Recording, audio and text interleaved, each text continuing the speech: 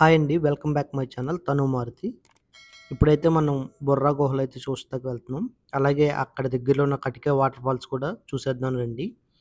ఇక్కడొచ్చేసి Borra గుహలకు entrance ticket ఉంటదండి. పెద్దవాళ్ళకైతే రూ. 80, చిన్న పిల్లలకైతే రూ. 60. ఆ టికెట్ తీసుకొని ఈ దారి గుండా అయితే వెళ్ళాలి. ఇందాక ఎంట్రన్స్‌లో చూసారు కదా! ఆ వెళ్ళే దారిలో అయితే చాలా జాగ్రత్తగా ఉండాలి. చిన్న పిల్లలు ఎవరైనా ఉంటే, తినే వస్తువులు ఏమైనా పట్టుకుంటే కోతులైతే వచ్చి లాక్కెళ్ళిపోతాయండి. కొంచెం జాగ్రత్తగా చూసుకోండి. తినే వస్తువులేమి చేతిలో ఉండకుండా. గృహకు దగ్గరలోకి వెళ్ళంగానే లెఫ్ట్ సైడ్‌లో వాటర్ ఫ్లో అయితే కనిపిస్తది. చూడటానికి చాలా బావుంటది. ఇదిగోండి ఇదైతే ఎంట్రన్సు. ఒక పెద్ద రంధ్రంలాగా ఉంది కదా! ఒడియా భాషలో బొర్రా అంటే రంధ్రం.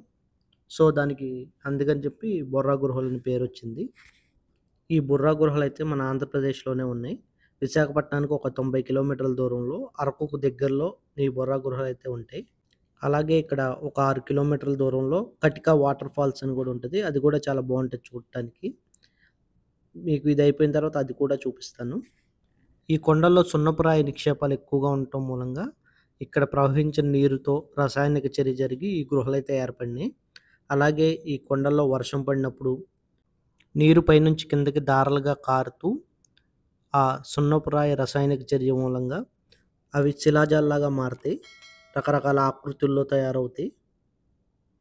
అలాగే కింద నుంచి పైకి వేలాడుతున్న స్తంభాల్లాగా, అలాగే పైనుంచి కిందకి వేలాడుతున్న స్తంభాల్లాగా రకరకాల ఆకృతుల్లో అయితే అవి ఏర్పడి పర్యాటకులు చూడటానికి ఎంతో కనువిందుగా ఉంటాయి.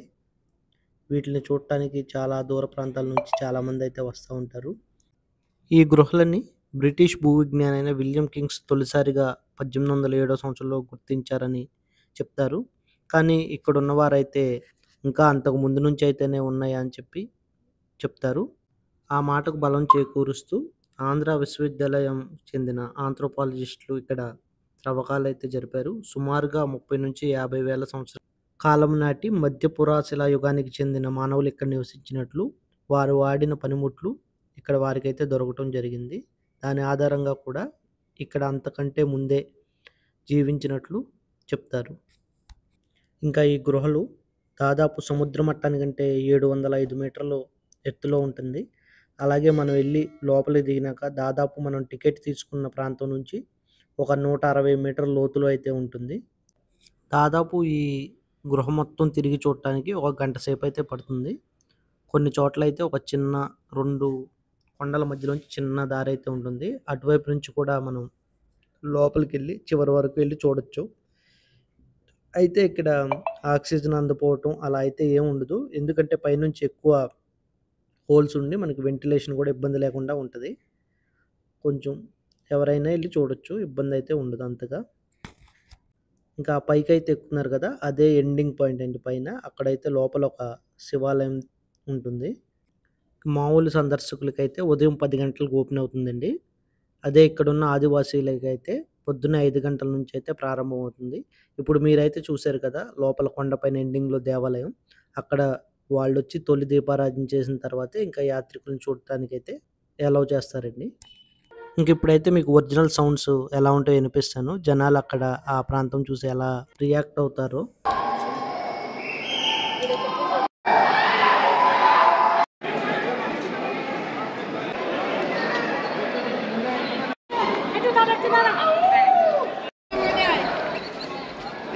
చూసారు కదా! అదే అయితే బొర్రా గుహలు. ఇక్కడ మీరు బయటకొచ్చేటప్పుడు లెఫ్ట్ సైడ్‌లో వీటికి సంబంధించిన పూర్తి ఇన్ఫర్మేషన్ బోర్డుల పైనైతే ఉంటుంది.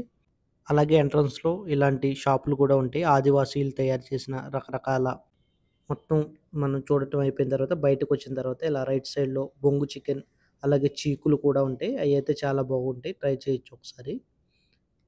తప్పకుండా మీరెళ్ళినప్పుడైతే ట్రై చేయండి. ఇంకా ఇక్కడి నుంచయితే మనం కటిక వాటర్ ఫాల్స్‌కైతే వెళ్ళిపోతున్నాం. అక్కడి నుంచి మనం ఏదైనా వెహికల్ ఏసుకొస్తే అక్కడ పెట్టేసి ఇలా జీబులుంటాయండి. ఆ జీబుల్లో అయితే ఎళ్ళాలి.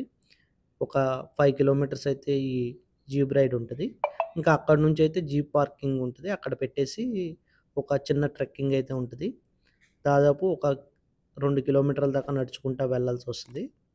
అక్కడ జీబులో ఎళ్ళటాకైతే అవకాశం ఉండదు. ఇంకా మనమైతే ఇలా నడుచుకుంటా ఎళ్లి ఆ వాటర్ ఫాల్స్ అయితే చూడటాకెళ్ళాలి. ఇంకా కష్టపడి అలా నడుచుకుంటా ఎళ్ళినాక ఆ వాటర్ ఫాల్స్ చూడంగాల్నే మనం పడిన కష్టమంతా మర్చిపోతాం.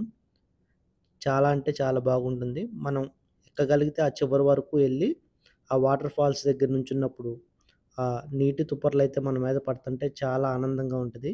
మనం ఇంత కష్టపడి పైకెక్కామే అన్న ఆ బాధంతా మర్చిపోయి చాలా బాగా అయితే ఎంజాయ్ చేస్తాం. చూడండి ఎంత బాగుందో చూడటానికైతే. తప్పకుండా మీరు కూడా ఇక్కడికొచ్చినప్పుడు ఈ ప్రాంతాన్ని కూడా సందర్శించండి. ఇంకా మేమైతే విశాఖపట్నం వేరే పని మీదెళ్ళి ఇవి కూడా చూసొచ్చాము. ఎక్కువ టైం లేదు. దాని మూలంగా మీకు పూర్తిగా చూపించలేకపోతున్నాను. ఇంకా అరకు వెళ్ళినప్పుడు ట్రైన్ జర్నీ అయితే చాలా బావుంటదని చాలామంది చెప్పారు. నెక్స్ట్ టైమ్ ఎప్పుడన్నా ఆ ట్రైన్‌లో వెళ్ళి మీకు ట్రైన్‌లోంచి అరకు అందాలను మీకు చూపిస్తాకైతే ప్రయత్నం చేస్తాం. మా వీడియోస్ మీకు నచ్చినట్టయితే మా ఛానల్ సబ్స్క్రైబ్ చేసుకోండి. అలాగే లైక్ చేయండి, షేర్ చేయండి. మరిన్ని ఇలాంటి వీడియోస్ కోసం తప్పకుండా మా ఛానల్ అయితే సబ్స్క్రైబ్ చేసుకోండి ప్లీజ్ అండి. అలాగే దీని తర్వాత నెక్స్ట్ వీడియో వచ్చేసి అరకు ట్రైబల్ మ్యూజియం వీడియో అయితే వస్తదండి. ఆ వీడియోను కూడా మీరందరూ చూసి మమ్మల్ని ఆదరించాలని కోరుకుంటున్నాం. అలాగే తప్పకుండా మా ఛానల్ సబ్స్క్రైబ్ చేసుకోండి. Thank you.